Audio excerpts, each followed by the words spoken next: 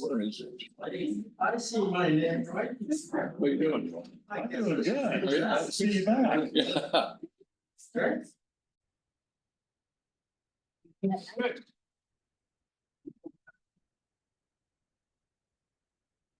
Of the United States of America. And to the republic for which it stands, one nation, under God, indivisible, with liberty and justice for all.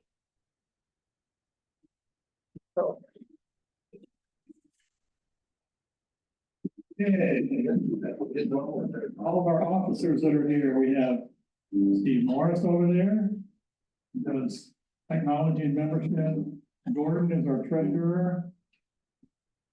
Sharon. Lender.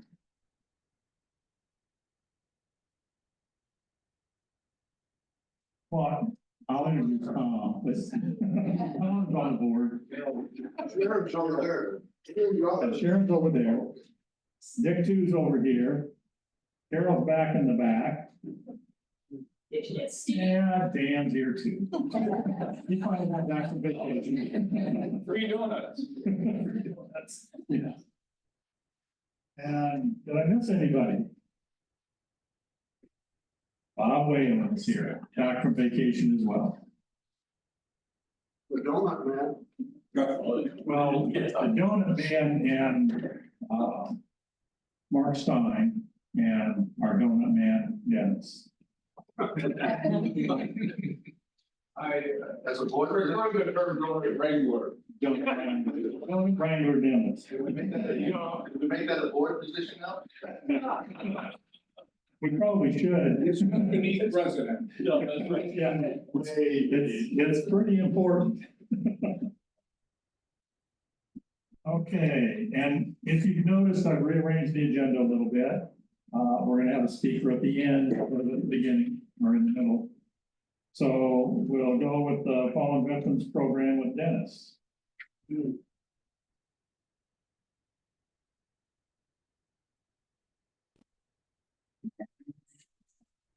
Today's fallen veteran is a Marine Corps veteran. Walter Calmese. And his wife is here, Candace. Red shirt. And so we'll have taps and a little picture presentation. So if you know, please give up for Walter Calmese.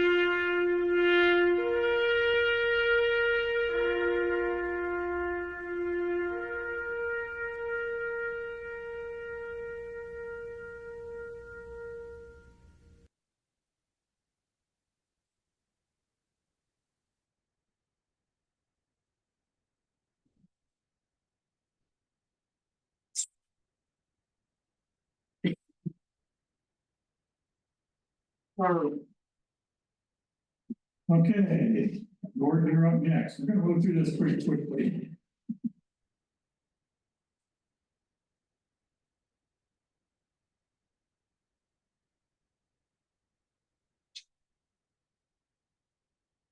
Morning, everybody. Today's the treasurer's report reflects through July the 31st. On the 31st, we have an opening balance of $3,112.75. On the 7th, excuse me, I made a donation, a deposit of $51 from the CAN. And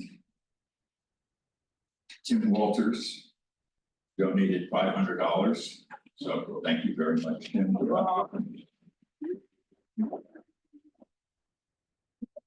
Expenses were $68.37 for second in command, Dennis for the donuts.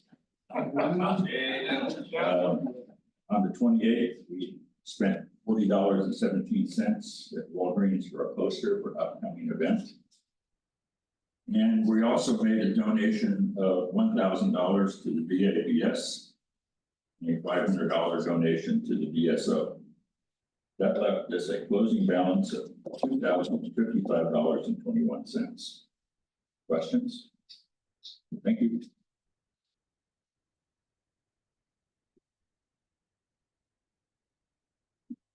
Thank you, Gordon. Okay, next up is old business, the fall barbecue. Sharon? Yes, there's a sign-up sheet for volunteers over here. We would appreciate anybody that would like to help with the barbecue. And, I'm selling tickets in here afterwards, and then out front, we have our ticket sale dates, and, the tickets are $15, a person. And she's got a sign-up sheet over there for volunteers. New business, we have the November potluck. I don't know what Carol's got going on with that, if anything. Pardon? November potluck.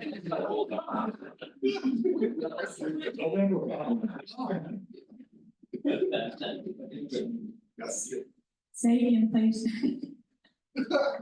November potluck. November potluck. Yeah, November potluck is the 14th. It's the actual potluck for that month. And we do the potluck for, excuse me, for DAV, and all the proceeds will go to DAV. And I see David, their commander, is here with us today. And so the potluck tickets are a little more, so be aware of that. And right after that, though, is the Manhattan Dolls, and I am looking again for people that are willing to loan us or me their uniforms or anything you'd like to loan to be on display that's military related. We hung the uniforms around the room and shadow boxes, we place those too. So anything like that, if you think about that, let me know, and I'll do a reminder later too on that. But we'll start selling potluck tickets in the beginning of November. Thank you, Carol.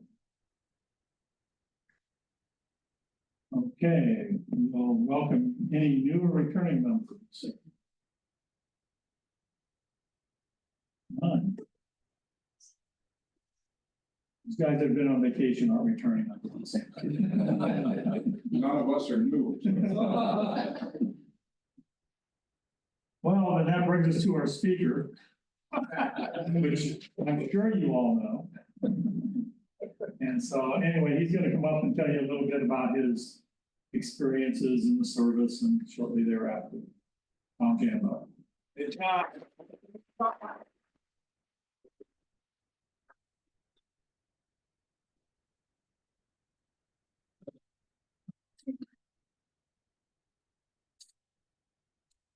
Was it?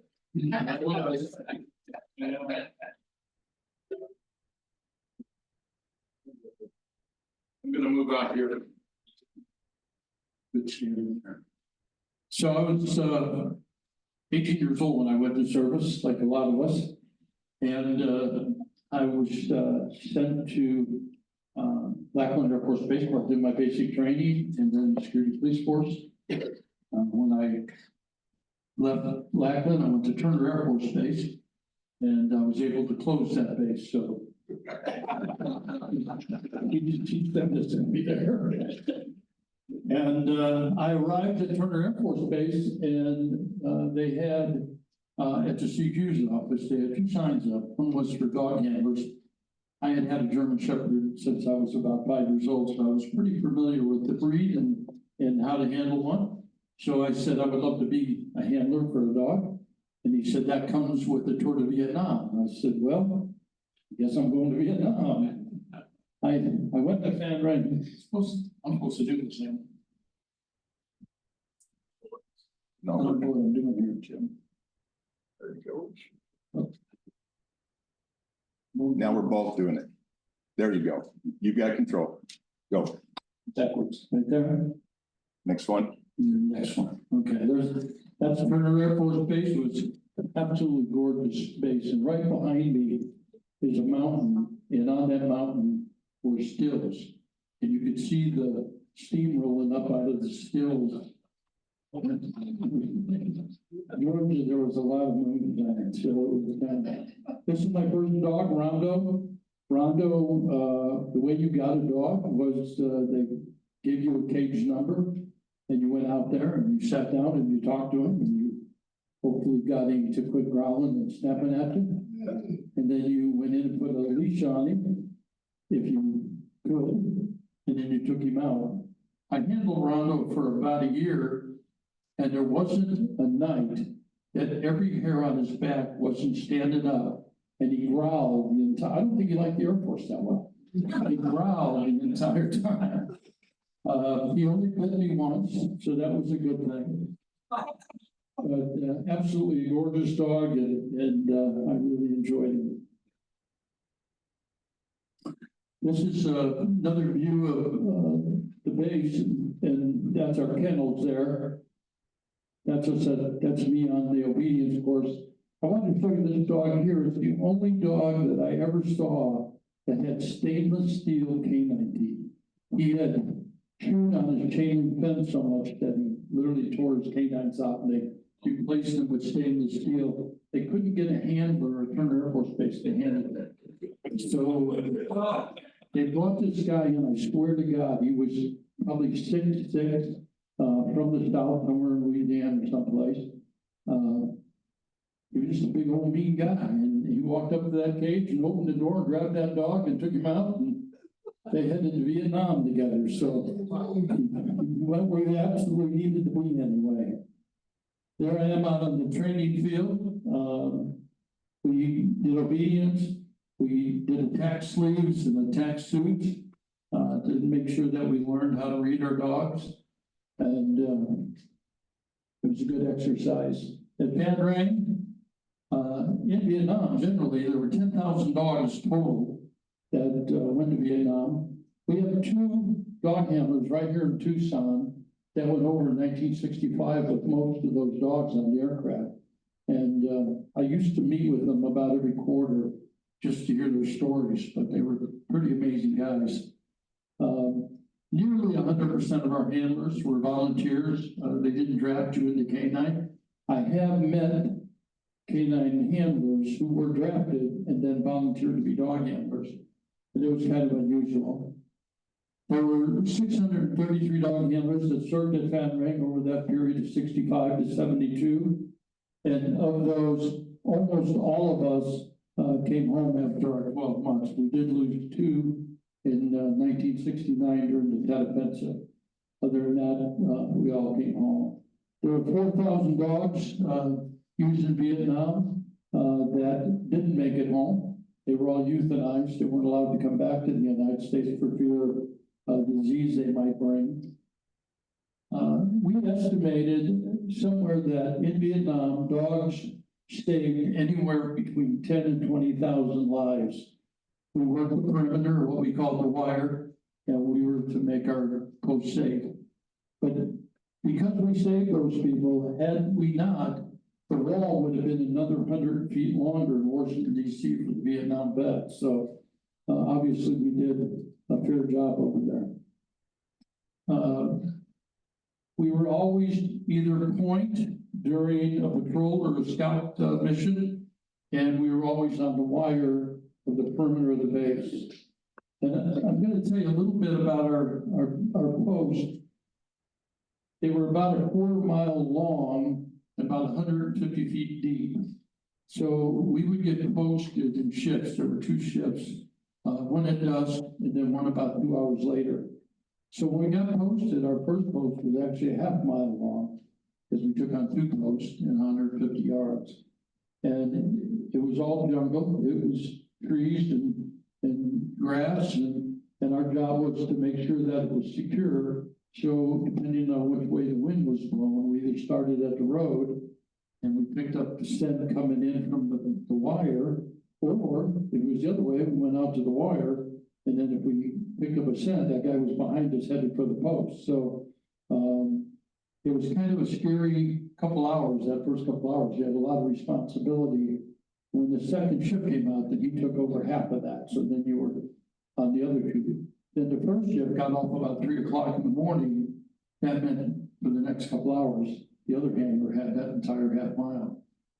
It gets a little crazy. One morning, where we got hit by the 10 offensive was a V-shaped post. It was surrounded by a brick, and there was no way to get support on that post other than just a handler. And when I arrived on post that night, my dog just went into a deep growl, and we walked back and forth and kept alerting on something on the other side of the wire.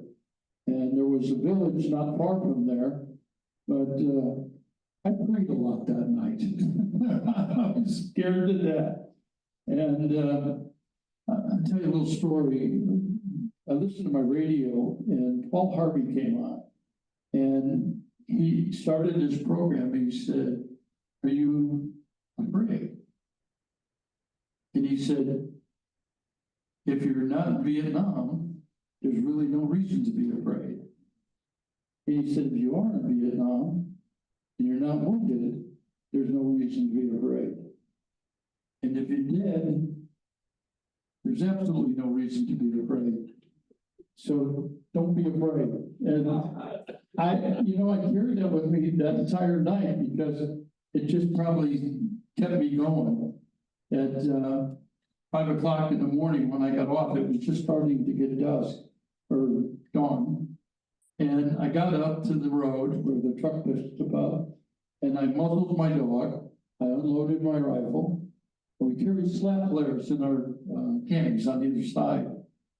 And I was facing down the road looking for the truck. All you could see were the slits in the headlights. And I looked down, and all of a sudden my dog just spun around and just started growling and snapping. And I turned, and all I could see was 7, 8 shadows of people coming toward me. And I didn't have a weapon at the moment, so I reached out and grabbed my slat flare, and the command to get somebody to stop was done live. And I yelled, and this guy came back and he said, 101st Airborne Patrol.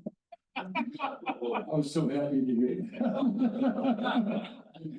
They had sat on the other side of that fence all night. That's what my dog was growling with. And when dawn came, they figured it was safe, so they just started to cross.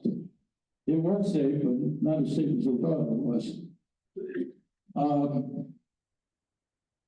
That's what our kennels in Vietnam looked like. I actually helped pour the concrete for that. When I got over there, we were just building those, and we worked during the day pouring concrete, building the kennel, and went out at night and worked our post.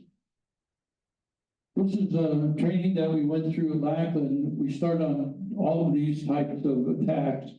Burlap wrap, the dog has 750 pounds of pressure in his jaw. And I guarantee you that burlap wrap didn't help all that much. You could feel it. And then we had a sleeve that we wore, and then we also had a large suit. And the only thing bad about that was 2 vulnerable areas. One was your head, and the other one was your crotch. And it didn't take them dogs long to figure out where they were going to head. So you had to be very cautious with them animals. Then we had a muzzle release, and that one was probably the worst, because when they would hit you, the muzzle would slip off to the side, and then they could just bite you. So not a lot of us like to be the attackee when they did muzzle release. We carried a version of the M16. It was the Car 15. It's got a sliding stock. It's a big, I see it used a lot today, or see it on films. Back then, I think there were very few people that had that particular weapon. It fit between your elbow and your hand so that you could control it with one hand while you held the dog with the other hand. So it was a nice weapon. I did something that was probably the dumbest thing I could have done. I was trying to be like John Wayne. I took 2 other magazines and I taped them to either side of that magazine, which looked really cool.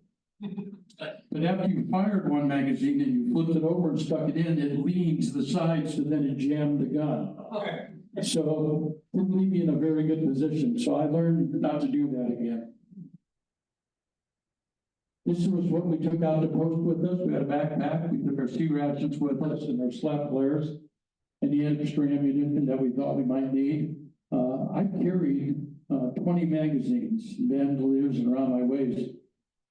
We were out away from anybody, so if we got into a gunfight, the only people we could count on were other dog handlers. And we set up a code between us, was if my dog alerted on the wire, then I would call dispatch and ask for the time. And that alerted those 2 that I had an alert, and they would start moving toward my post. So if I did get into a gunfight, I could count on them for support. This is what they look like during the day. That now there's where we were. It looks like Tucson a little bit, so kind of reminded me of that when I got here. And this is what it looked like at night. This is the wire that we worked. That's what happened when your dog alerts on something. The closer he gets to that alert, the more aggressive he gets, the harder he pulls, and your job is to just not let him go and stay with him the whole time. We had a 26-mile perimeter around Fanrang. We had 60 dog teams that worked at 26 miles. So every night, 60 of us got on post. We got 1 day off a month, which is probably plenty, kept us out of trouble that way. This is the way our dogs alert. You can see that the handler is getting down behind the dog, and you can, if your dog at home starts looking a certain way, if you look between his ears and his nose, you know exactly what he's looking at. That dog is always looking at the target.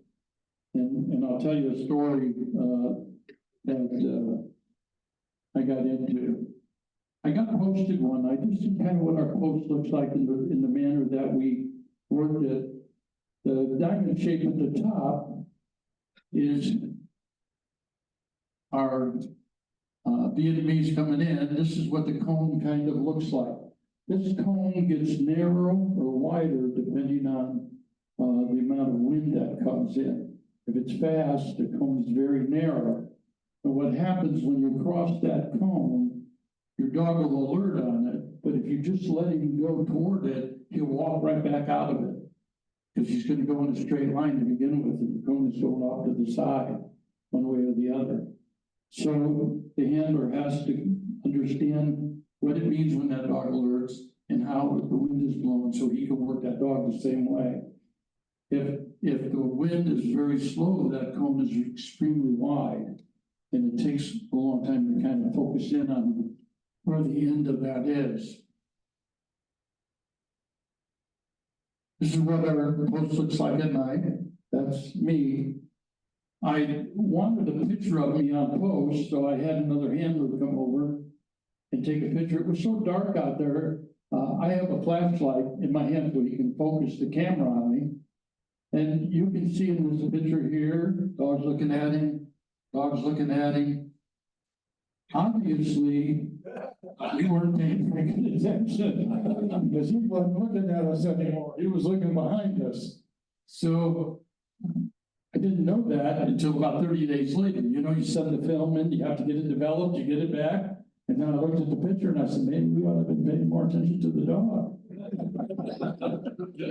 So, luckily, I made it out of there. This is what we slept in. These are the hooches that we stayed in. There were 8 of us in there. It became a brotherhood because we counted on each other so much. We we became so close, that every handler in my tent, I have done a podcast on. And we are still, very much in contact. Last year, I went and visited about 4 or 5 of them over on the East Coast area. We communicate through email regularly, so it really develops a strong brotherhood. And then when I left Vietnam, I started the first K9 unit in Rapid City, South Dakota. And we got donated dogs, so our dogs were free. The city refused to pay anything for them. We had a sponsor, a business lady, that funded dog food, leashes, all that kind of stuff. So we were able to have a K9 unit, and my lieutenant hated me for that. He never liked this. And you can tell because if you look at my uniform, we were out on a call and it was muddy, and my jacket is full of paw prints, which he didn't think looked very good. But when they needed us during the riots and to go into a warehouse, they didn't care what we looked like at that point. So they certainly did other times. This dog's name was Rondo, and he ended up getting put down. He had hip dysplasia. So when I left the police department, they went ahead and put him down. He would be in the back of the station wagon, and if I'd hit a bump or something, I'd hear him start growling. I'd look in my mirror, and all I could see were his teeth as he was coming up toward me. And I would say something to him. He'd put his head on my shoulder and just growl at me like, "I'm not doing well." Great dog. He saved me a lot of times during the riots and in the pitch dark of night when we were looking for burglars or something that ran, and he was very good at apprehension. I'll tell you how good he was. I had a stolen car, and I caught it, and it was full of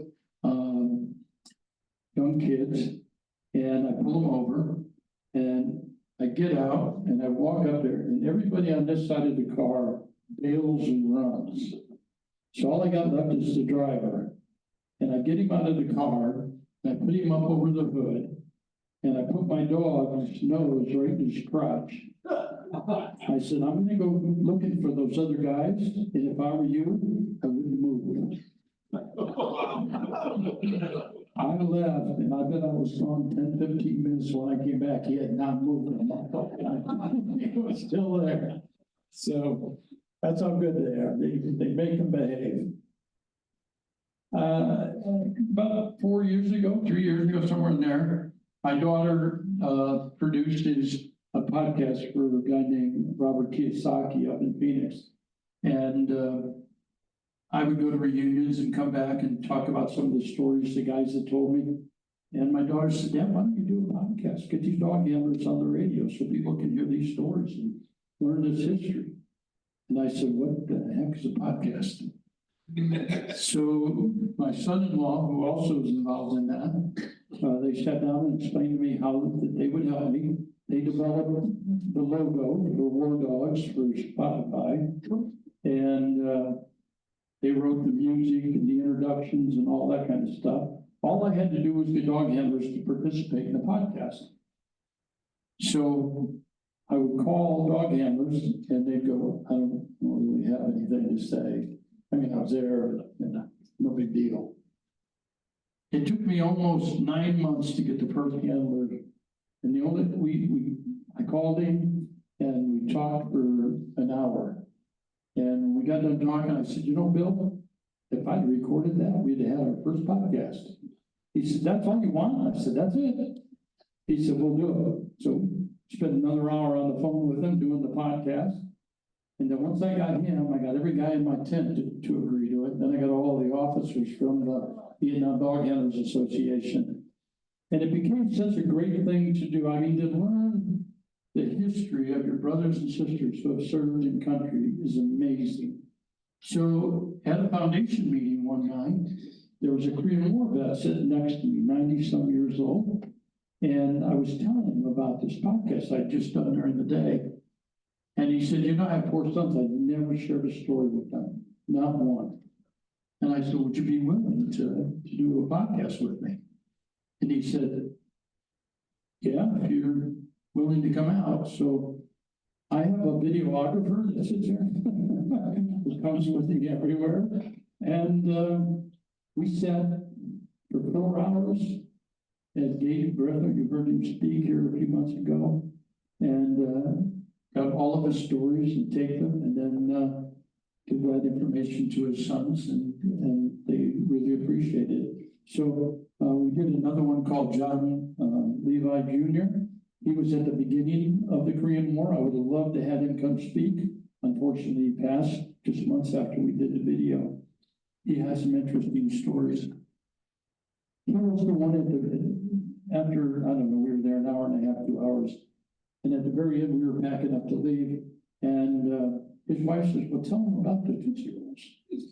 I said, what's Tootsie Rolls? And he said, you know, when we got there, we were at Gushan Reservoir, one of the most deadly battles that the Marines faced over in Korea. And he was a medic, a corpsman, and it was just a pretty bloody battle, but it was freezing cold.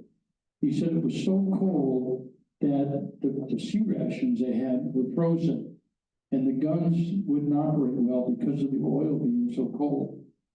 So during the battle, they ran out of 105 howitzer ammo, and the code word to get more was Tootsie Roll. So the commander, whoever was called back to get some Tootsie Rolls, and they sent pallets of actual Tootsie Rolls. He said the Chinese probably appreciate it because someone landed on their side as well. You know how that goes. And it was an amazing story, but the part that I found so interesting, here we are 70 years later, and his wife brings out a box of Tootsie Rolls. Every year at Christmas, Tootsie Roll sends a box of Tootsie Rolls to every one of those Marines 70 years later. If you never ate a Tootsie Roll, what I'm telling you, they're worth having. So this is what our base looked like with the 60 posts around. There's our airstrip. That was the most sought after place for entry into our base. This is my daughter and Bob Berry. Bob Berry and I were stationed together in Vietnam. He came home to Tucson Air Force Base in Deanna. And he did a show. He's a dog handler, so they were doing a show at the mall. And he was the only dog handler there. And the Pima County Sheriff's Office came over and said, when you get out, would you come and start a canine unit for the Pima County Sheriff's Office? So he did it. When he got out, he started it. And I believe, if I'm correct, his son still had set up. So it was kind of a family operation. But this picture was taken in an Arizona football game. My daughter goes, she's got season 6, she goes to the game, and up on the big screen is Bob Berry being honored as a Vietnam veteran. And she just got done doing the podcast with him. So she looks at her husband, she says, I know that guy. I gotta go talk to him. So she runs all the way around the football field to get over to him. And of course, then they took this picture together, but he got it. And I guess my daughter does a pretty good job because she does all the. Is that the last one? Okay, it is. So it's very interesting. You know, when I talk about interviewing people for podcasts, I've also interviewed a good number of you. And there are a lot of heroes right here in this room. And could share some very interesting stories with our group. I can't tell you how memorable it is and how important it is to sit down with a veteran, even if, especially, I guess, if you're a veteran, and share those stories. Everybody I've talked to that's never shared that story with somebody else shares it with another veteran. I've done Will Harris, who's going to be 100 years old here pretty quick. a gentleman that I not only shared his story with him, I met him about 8, 9 years ago. He spoke here, Walter Rand. He's a World War II gunner on a B-17, shot down 3 times. Twice he made it to England. Once, not so fortunate, he made it only to Germany. Became a prisoner of war for 3 years. The other day, last Tuesday that I worked, not yesterday, but the Tuesday before, I got a call to push a wheelchair from dialysis to imaging. And I walked and I saw the name Rand, but I didn't ring a bell until I walked in the door and there he sat. And he looks great. And I said, Walter, are you still speaking? And he said, well, he said, September 20th, I have a speaking engagement. December 13th, I have a speaking engagement. He's 99 years old. Man is amazing. If you get a chance to get him back here, I would try. And then I invited the whole community. His 3 years in the prison war camp was amazing story how he survived that. And then when the Germans began to push him out of there, and he got to the Jewish concentration camps and seeing those folks, he had the entire audience in tears by the time he got done. But amazing stories. You know, we lost a great hero just the other day, Ms. Helen Glass. I started working with her at the VA probably 10, 15 years ago. And she was also 99 years old. She was the only Navy aircraft mechanic that I met from World War II that was female. Amazing stories that woman had. So anyways, that's important. I think if you get an opportunity to go to assisted living, to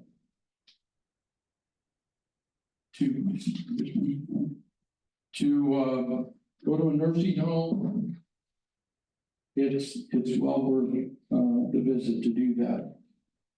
I wanna thank all of you for allowing me to be a part of this organization and meet and greet and interview so many of you.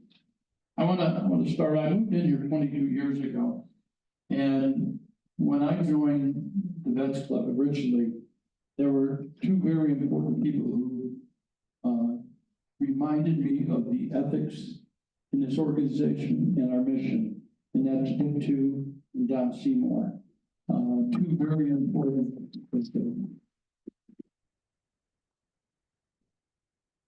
A lady that had she not been my vice president, I probably wouldn't have survived my presidency, and that's Carol Taylor. Thank you so much, Carol.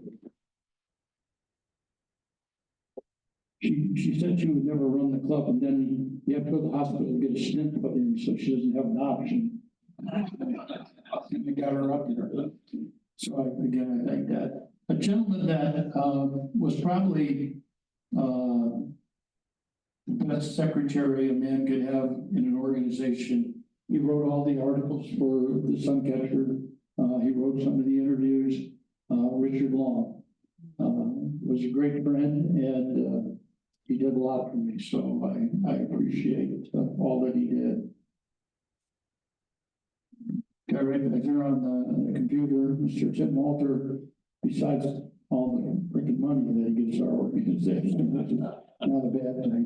He videotapes every one of those interviews. So he just said, he follows me around and just videotapes things and then makes sure that family members get those. And truly appreciate not only you, but the lady sitting behind you. Kay has been very important, seeing how she gets half of that money away also. The other 2 aren't here. You know, Ed Schaefer was a member of our Veterans Club, and Roger Daggett, Christine, and Ed also donated and helped us to fund very important projects like the DAV, the VA. I can't tell you how much they appreciate Sunflower. And I was always a representative because I was a VFW, VAVS member of the committee. And we and Sunflower kept giving them a lot of money, but they would never say anything about us. So I finally got them to put Richard on as, one of the members of the VAS for Sunflower. But again, they really didn't say a lot. And then, when Richard left, Larry got on, and last month was the last personal order that I saw. Sunflower is number 2 in funding of VA programs, and they definitely know who we are now. I guarantee you. So, thank all of you for all the work you do in that area. Dick was with me, we went to a foundation meeting probably in 2017, and I had my Sunflower shirt on, and some colonel looked over at me and he said, "What the hell's a sunflower?" So I had to tell him, and they couldn't understand why I would go to a West Club when there are VFWs and American Legions and DABs. And I said, we are one of the best charitable functioning organizations I have ever belonged to. I belonged to a VFW and I was one of the officers. We had $350,000 in our account, and you had to almost carry a gun to get in a dime out of that organization. They didn't fund anything. So this to me is the most valuable veteran organization in Pima County.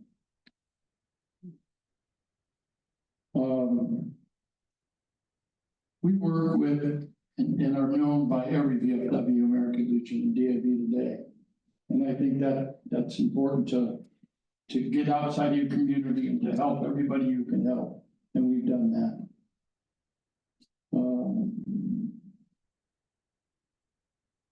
I guess that's all my memories from that. But I just want to again just say thank you. It's been so important to me to belong to this organization. You're a great group of guys, and I've learned a lot from each and every one of you. Thank you.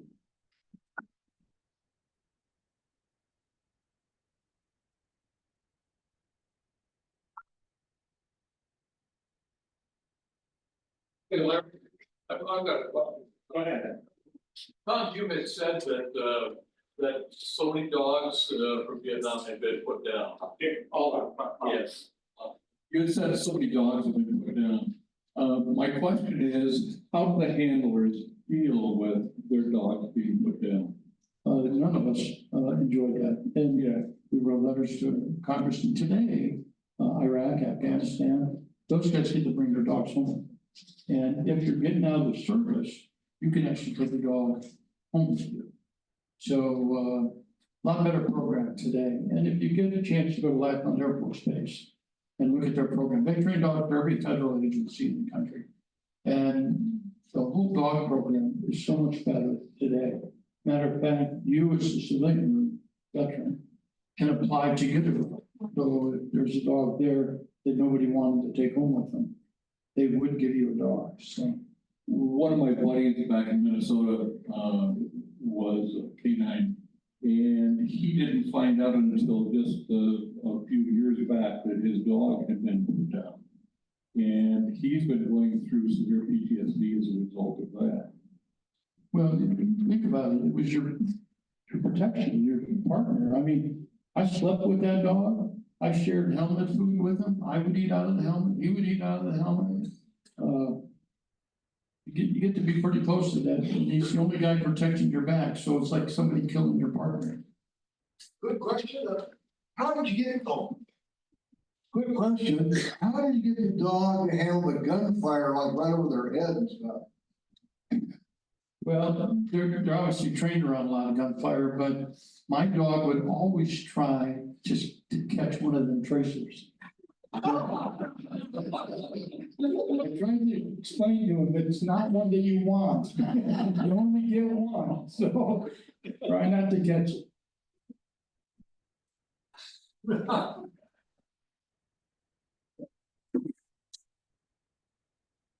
I'd like to bring up another side of town that some of you know, but not everybody.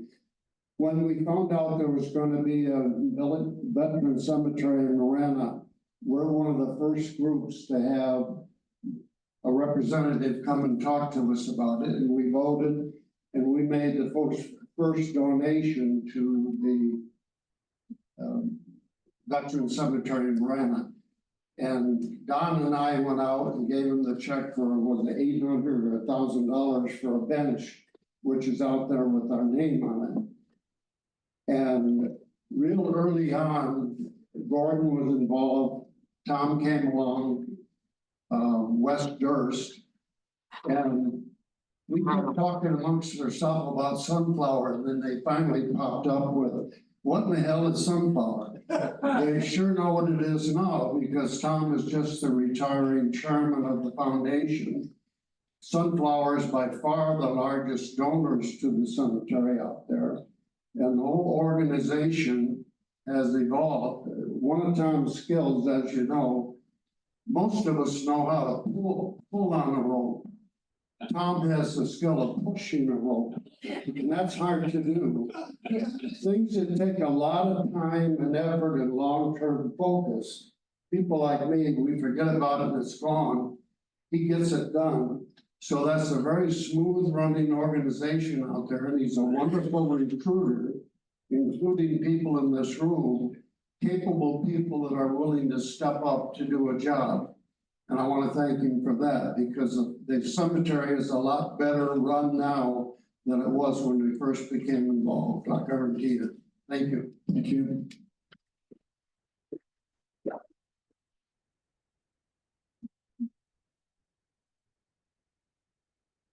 Have to get the paperweight. I don't know if you ever had one or not.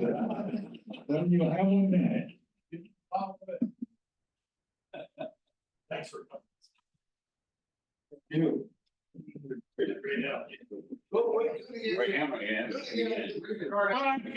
Oh.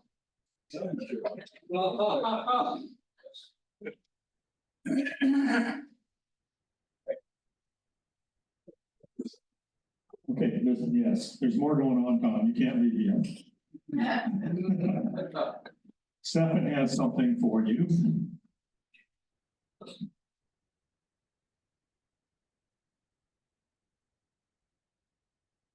We want to convey the spirit of the board, and I went over to Maui August and came back, and I've already given out one thing to one of the committee members of the activities committee. We know, Tom, that he's touched our hearts. He's touched thousands of people here, and people that passed on.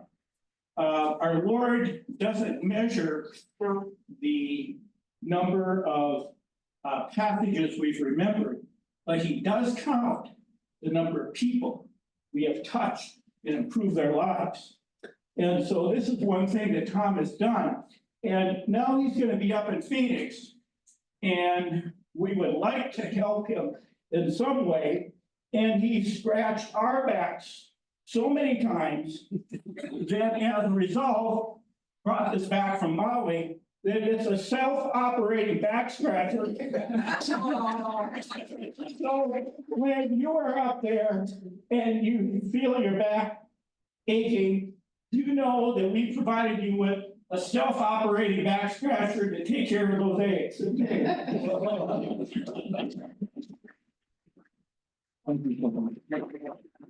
one more thing, we have an acting president, and I've been conveying this. Tom has received this on behalf of the finance committee, and I'm passing on to Larry, so he's going to keep scratching his back while he scratches ours.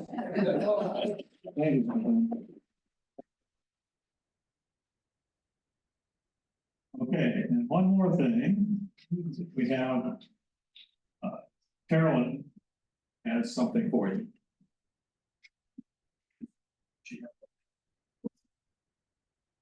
Hi, Tom. You may not know me well, but my name is Carolyn Wilton, and I have something for you. But before I give it to you, I'm going to tell you why I'm going to give it to you.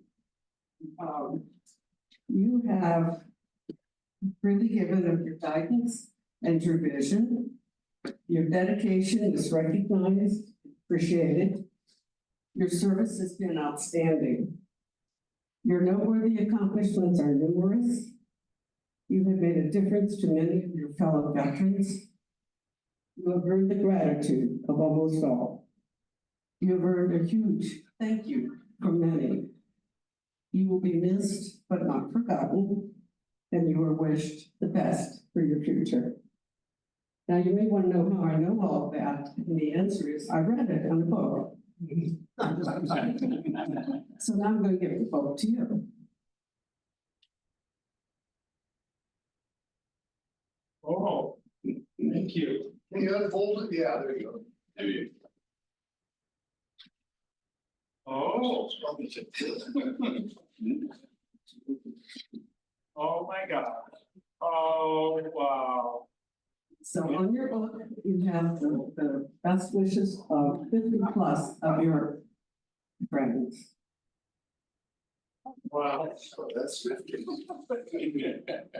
That is amazing. Thank you so much. It's great. Wow. This is awesome. I can't tell you how much I appreciate this. This is really very important. So I truly appreciate this. It will be in a place of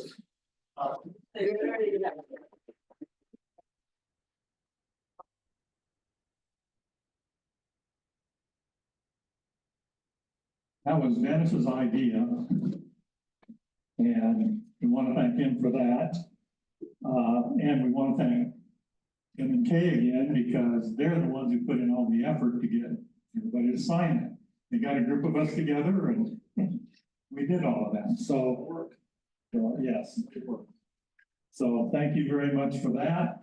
And now, from me, I want to thank you for getting me involved in everything. You've got, basically, I followed you in everything. That's how I got involved in the Veterans Club. That's how I got involved in the Cemetery Foundation. That's how I got involved in everything. And that's why I'm the president of this club right now. Although it's only until the end of the year, because I have somebody else that has volunteered to step up. So I'll be staying on as vice president. So anyway, I wanted to thank you for all of that. I followed you into the finance committee as well. I get to be chairman of that. Thanks to you. So anyway, I wanted to thank you personally for all of the things you've done for me and guided me. Thank you.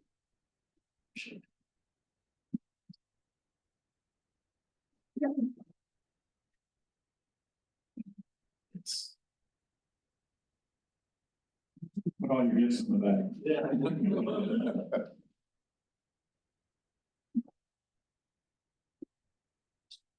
Okay, is there anything else for the good of the cause?